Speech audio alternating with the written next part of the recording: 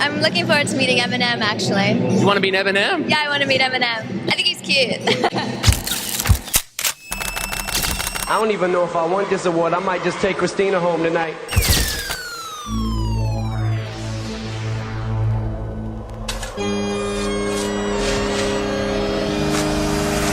You little bitch, you said something about me, so I'm gonna voice some rumors that I heard about you. For whatever reason, he has such animosity, it seems, towards me. You know, whatever I said, I'd say again, so.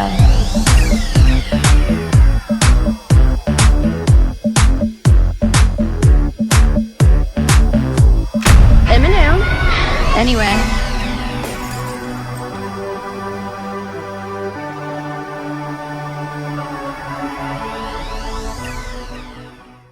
Hi, I'm Shelby, and welcome to Shelby Search Bar, a place where I take you all on a journey through the world's largest database, the internet, and bring you stories that have recently sent me down the rabbit hole. Guys, I've been missing the late 90s to early 2000s so much lately. I just want to go back to simpler times, flipping through magazines at the grocery store checkout, with celebrity gossip and feuds plastered all over the covers. Back when the VMAs were truly iconic, from the performances we still talk about to this very day, to our fave pop girls being messy on stage. When I think back to that time period, there is one feud that played out all over the VMA stage that captured this era so perfectly, and that is Christina Aguilera versus Eminem. So grab a nice coffee, get comfy, and let's rewind it all the way back to 1999.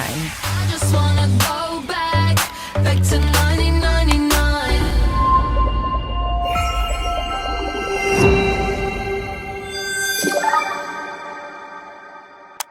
Before we get into the feud, we've got to set the scene. It's 1999. TRL is ruling our TV screens. Britney Spears just dropped Baby One More Time, completely taking the world by storm. You were either Team NSYNC or Team Backstreet Boys. And if you're anything like me, your biggest worry in life was your Furby talking to you in the middle of the night from the closet, even though you swore you took the batteries out. But more than that, it was also the year when music changed forever. Every few months, a new artist was exploding onto the scene, taking over the charts. But one breakout star completely shook the industry with one of the most controversial mainstream debuts in history, the Slim Shady LP by Eminem. Hi, my name is what? My name is Slim Shady. Everybody that's hearing it is already like, who is that? A young man by the name of Eminem. Eminem is no. Dre got a hot white MC coming out. This kid, Eminem, real hot. Forget a chorus. My metaphors are so complicated, it takes 6 minutes to get applause. I ain't had the greatest life in the world, coming from a single parent home, you know what I mean? Being bounced around from school to school to school to school to school, from state to state, from back and forth. You know, my mother never had a job. I hate to say that, you know, but that shit affected me. Just trying to do my thing. I'm trying to represent where I come from, where I grew up at, and just be myself and share my point of view with the world. And I feel like a lot of people are going to relate to what I'm saying, because whether white, black, whatever nationality you are, you know, there's a lot of poor people, there's a lot of lower class people in America that can feel where I'm coming from. This album launched Eminem into superstardom, going from an underground rapper in Detroit to a household name virtually overnight. The Slim Shady LP debuted at the #2 spot on the Billboard charts and was certified platinum within just 2 months. But Eminem's newfound success didn't come without major controversy. He was called white trash by Rolling Stone. Billboard called him a misogynist and an advocate of DV who is making money by exploiting the world's misery. The song that was considered the most offensive on his album was 97 Bonnie and Clyde, where he tells a dark and graphic fictional story about ending Kim, the mother of his baby. You made a song about killing your girlfriend? Yeah, on the album. What's up with that? What's the name of that song? What's the name of that song? It's called 97 Bonnie and Clyde. It's a song, it's like a song to my daughter, and I'm talking to her in baby talk, but I'm talking about how I killed her mother. Oh. Because we was going through some stuff at the time. Dude, you're entitled to write anything you want. After what you've been through. No, but you know, like this little girl's gonna go through crap now because of what he's been through. Yeah. I don't think so. I don't think so. I think so. And now, Trust me, she will. honestly, Trust me. right. I mean, have you ever felt like you wanted to kill somebody. Yeah, what I was really trying to do was express my love for my daughter. While Eminem was busy making waves in the rap world, a new pop girl was gearing up to take over the charts with her powerhouse of a voice. Christina Aguilera was already known from her time as a Mouseketeer alongside Britney Spears and Justin Timberlake. But after the Mickey Mouse Club ended, Christina was on a mission to launch her music career. So she recorded a cover of Whitney Houston's Run to You and started shopping it around to all the major record labels. The second Disney heard it, they knew she would be perfect to sing Reflection for their new animated movie, Mulan. She's the singer. She recorded Reflection, the single from the movie Mulan. Do you consider this the big breakthrough? Oh, of course, yeah. I mean, because now it's like literally I got the job for Disney and I got signed to RCA Records in the same day. Wow. So now I'm in the middle of recording my album, which should be done by September and out by January. Christina's album was originally set to come out in January of 1999, but Britney Spears beat her to the punch. With Baby One More Time debuting at #1, RCA started to panic a little. The label was struggling financially, and they had already invested $1 million into Christina's debut by this point. So they decided to push back the release by 7 months to make sure the rollout was absolutely perfect. I've always wanted to be a singer, and now it's like I'm really doing it. I'm like doing my first music video. Album's coming out in August. I'm psyched. Do you feel like you're the next one to break out? I mean, is that your feeling right now here on the I do. I do. I mean, I may speak confidently when I say that, but I'm hoping, of course, that everything goes well. But I know my time will come soon, and I'll be joining Britney soon. Christina's self-titled album released in August of 1999, debuting at #1 on the Billboard charts. All of a sudden, Genie in the Bottle was blasting through the speakers of every radio, being played in every mall, and was all over MTV, becoming the #1 song worldwide. You couldn't turn on your TV without seeing Christina on TRL, Rosie O'Donnell, Jay Leno, Good Morning America, Access Hollywood, and basically every 90s talk show. She was truly everywhere. We're here to introduce the #1 song in the country, Genie in the Bottle. Give it up for Christina Aguilera! It must be something to debut at the top of the chart. It happens. It's really like lightning in a bottle. Well, I know, it's amazing. Wow, such like overnight success to be so young and to be 18, but really it's almost like since I was in diapers, I've wanted it. Now, let's fast forward to September, the start of award show season. This is back when the VMAs were truly unfiltered and chaotic. Every major star would walk the red carpet, the looks were iconic, the performances were top tier, and it was always a night where pop culture moments were made. The 1999 VMAs was one for the books. From Little Kim's dress, Will Smith throwing shade at Eminem, Britney getting snubbed for Baby One More Time, to Eminem winning Best New Artist. It was also the night when Christina and Eminem first started to cross paths. This is so much fun. It's my first MTV Video Music Awards. You're really going to enjoy yourself. This is a big night to party afterward. Absolutely. I'm looking forward to meeting Eminem, actually. You want to meet Eminem? Yeah, I want to meet Eminem. I think he's cute. Wow, this is going to be a really interesting night. This part will be important and give context for later in the story. Around the same time as the VMAs, the gossip magazine started going wild with stories about Christina's love life. See, Christina has always been a more, let's say, unfiltered pop star. Whatever is on her mind, she's going to say it, and that has definitely gotten her in some trouble. Like the time she was accused of trying to break up Carson Daly and Jennifer Love Hewitt. Back when she did her first TRL episode, Carson wasn't there, so she left him a note saying, quote, "Carson, so sorry I missed you. Next time, love, Christina." When Christina was asked about the note and Carson's relationship to Jennifer, she responded with, quote, "Last time when I saw them both at the Teen Choice Awards, they didn't look too happy." There were also rumors swirling around tying Christina to Fred Durst from Limp Bizkit. See, Fred was making it pretty clear publicly that he found Christina to be very attractive. He actually asked her to be his date to the 1999 VMAs, but Christina's label RCA shut that down immediately, knowing he would definitely not be good for her image. Who are you looking forward to meeting here? Christina Aguilera. Have you met her yet? No. What about her? Like, it strikes you? Her voice, her presence, maybe. You have a crush on her? No. Christina responded to all of the rumors on who she's crushing on in an interview for Teen People. At first, she was like, oh, I'm important enough to be gossiped about. But then her reaction switched to, oh no, this isn't true. She said she actually has a crush on Eminem because she likes the bad boys. And if she were to date, it wouldn't be with a boy band guy. She also told Rolling Stone, quote, Eminem is my new crush and I usually don't go for blondes. Well, Eminem heard all the little things Christina had been saying about him in the media, and he responded to it very publicly on stage at the 1999 MTV Europe Music Awards. The winner is Best Hip Hop. Eminem. Thank you very much. First of all, I don't even know if I want this award. I might just take Christina home tonight. Are you referring to Eminem? Christina Aguilera.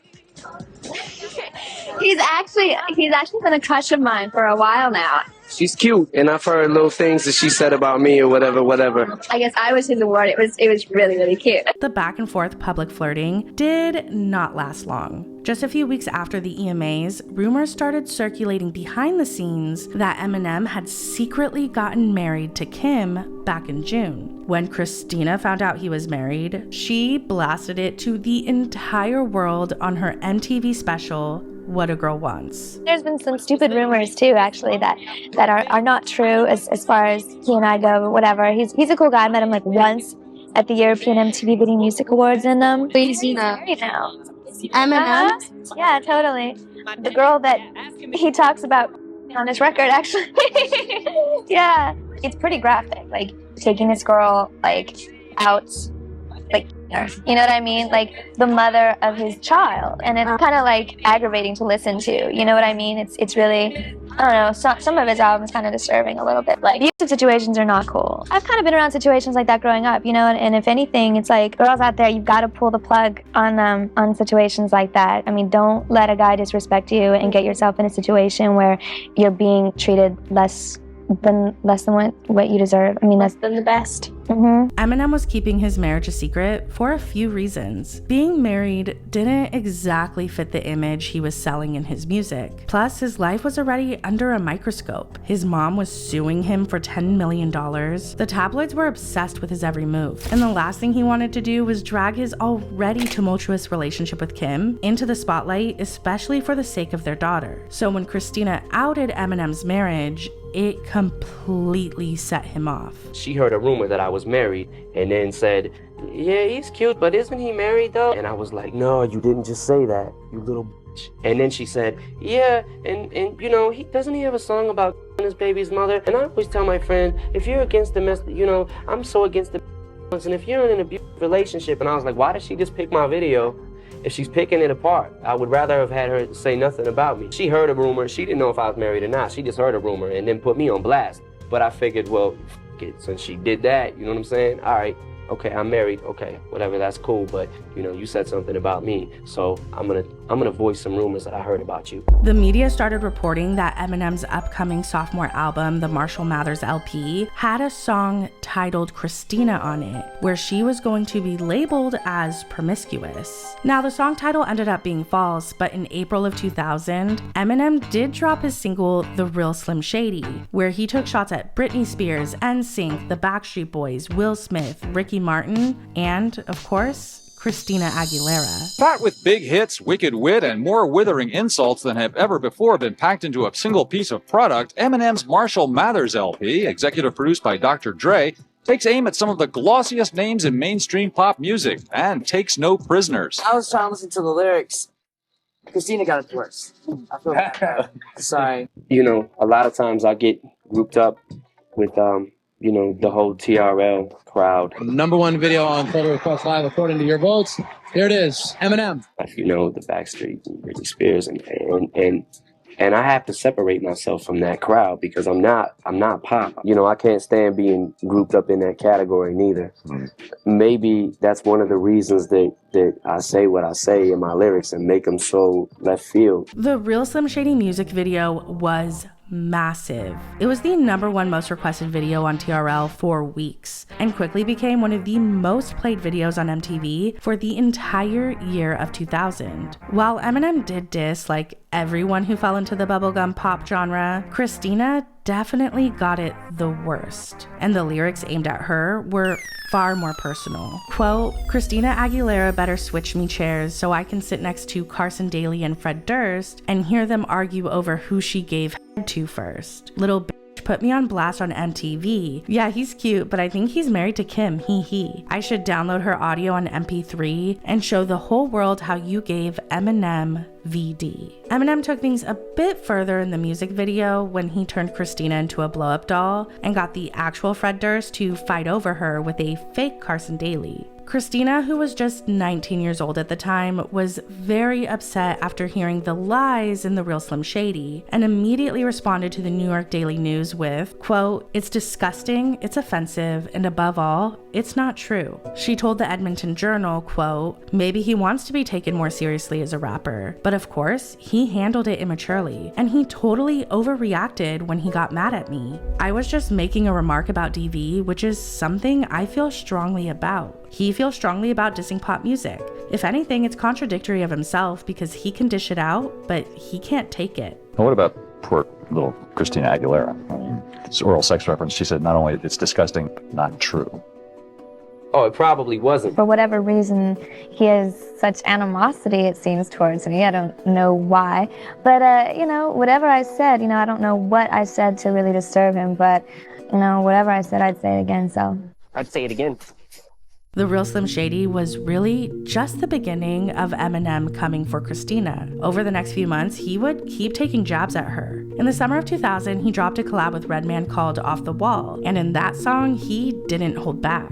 In no small irony, the woman criticized for negative portrayal of women would be one of the few female artists to openly criticize Eminem for anti-woman lyrics, a charge he would quickly counter in a song and prove true at the same time. Christina Aguilera, when I grab her by the hair and drag her across the Sahara. This rap terrorist with a third. He gets up there and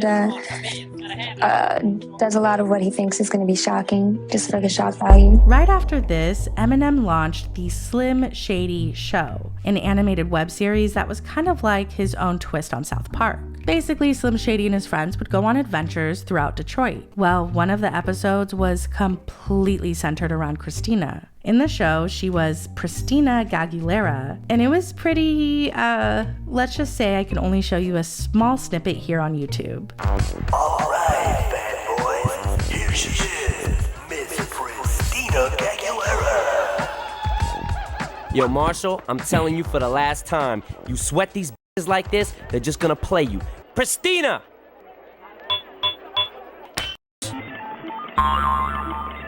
This was all happening right as the 2000 VMAs were approaching. And if there was one thing MTV knew how to do, it was stir the pot. People actually started protesting that Eminem should not be given a platform at the VMAs because of his hateful lyrics and insults towards other artists. However, MTV knew that making the whole award show Eminem versus Pop would draw in massive viewership numbers, and that's exactly what happened. I can't wait to see what the seating assignments are going to look like tonight.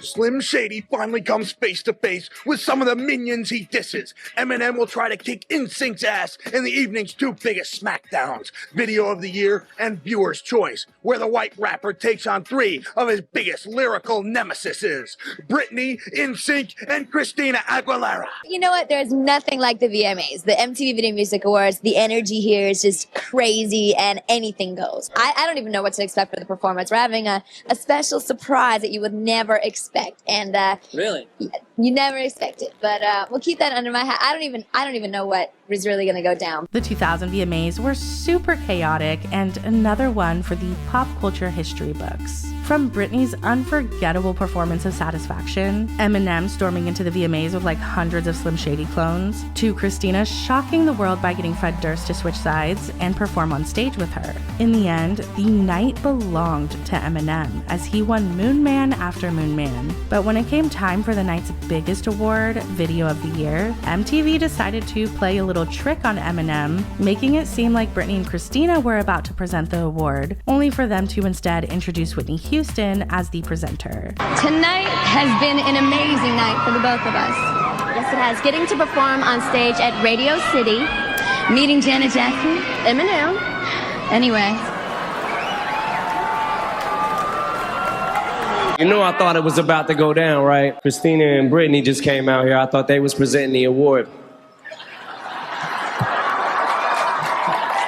So I thought something was about to happen, but I guess not. This has been a crazy night already. I'm gonna take this home and put it right between my Britney Spears and Christina Aguilera poster. Thank you. Special surprise guest, Whitney Houston, came out to present it. Yeah, it was an honor to meet her. Right. That's very cool. And I heard you say up there that you were thinking that at first it was going to be Britney and Christina. I thought you guys were trying to set me up. Actually, I thought you were trying to set them up. Right.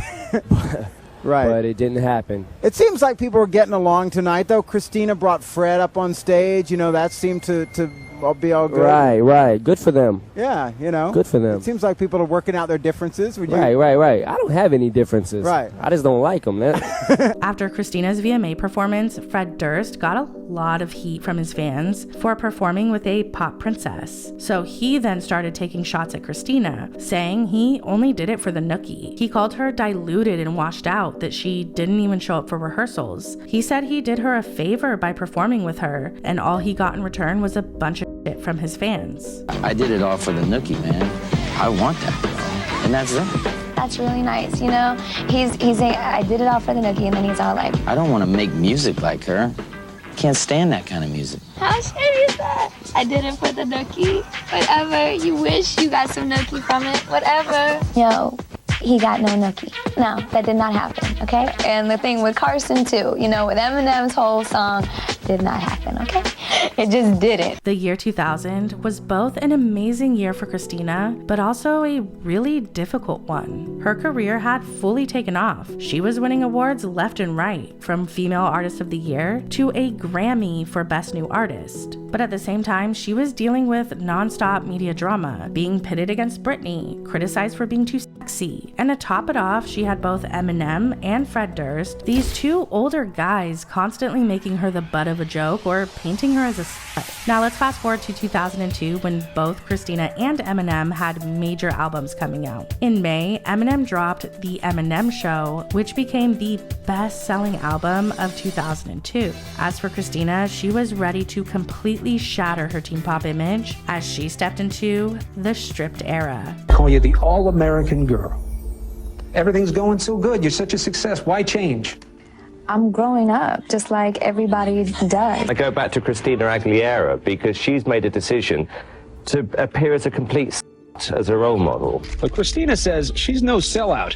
On the contrary, for the first time, she is refusing to fit the mold. I mean, if they don't like it, they don't have to look at it. Christina would actually fire back at Eminem on this album with the track Can't Hold Us Down. Right away, the song opens up with, quote, "So what, am I not supposed to have an opinion? Should I keep quiet just because I'm a woman? Call me a bitch because I speak what's on my mind? Guess it's easier for you to swallow if I sat and smiled." When a female fires back, suddenly big talker don't know how to act. So he does what any little boy would do, making up a few false rumors or two. That for sure is not a man to me. Slandering names for popularity. It's sad. You only get your fame through controversy. And just like 2 years before, this was all happening around the same time as the VMAs. And of course, MTV couldn't help but be messy again by having Christina present an award to Eminem. I'm here to present the MTV Video Music Award for Best Male Video. We've got a true rock legend, a real Latin lover, and a couple of soul men, and one real troublemaker. Interesting. Eminem. According to Christina, after she gave him the award, they both went backstage and had a little heart-to-heart where they finally smoothed things over. When we went backstage, him and I actually got to have a word with each other. And I said, look, I just want you to know that the whole reason that you had to diss me on your record is because you thought that I had dissed you on MTV, that I blasted you out or whatever, or said something negative about you, and you totally took that the wrong way because I didn't. So it was really unnecessary that you did that and blah, blah, blah, blah, blah. And he was like, look, I have no beef with you. That's in the past. Everything's cool. So it's funny that, things like that happen on camera, but really backstage, it even ended up in a hug. So, whenever that whole thing happened, it was like, okay, but it's water under the bridge. Just 2 months after Christina and Eminem reconciled behind the VMA stage, Eminem's movie 8 Mile was premiering, and Christina walked the red carpet showing support, marking the official end to their feud. Well, for now at least. Now we have to fast forward again all the way from 2002 to 2018. It had been almost 20 years since the whole feud between Christina and Eminem first began. By this point, they had cemented themselves as legends in their genres. So when Eminem released the freestyle kickoff, it kind of shocked everyone that he was dissing Christina yet again, all these years later. He said, Christina with the plastic spoon while I bump some G-Funk and blast Snoop, cause her double G cups are massive huge. Christina did respond on Andy Cohen's Watch What Happens Live, which would be the last time either Christina or Eminem spoke about each other publicly. Eminem has thrown many insults your way in his music, dating back to 2000 with the real Slim Shady. He's since brought you up again. I was so surprised in his 2018 freestyle kickoff. Why do you think he has held on to this beef with you for so long? That's a question for him to answer. I don't know. I don't know what's going on there. Were you surprised last year when your name was on his lips again?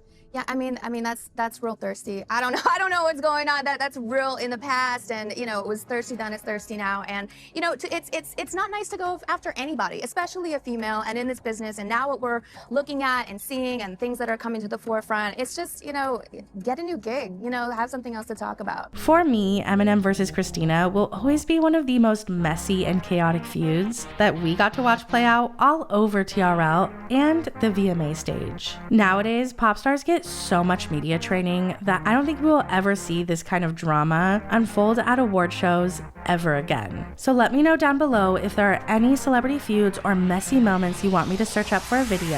And thank you guys so much for watching and supporting. I will catch you on the next one. Bye!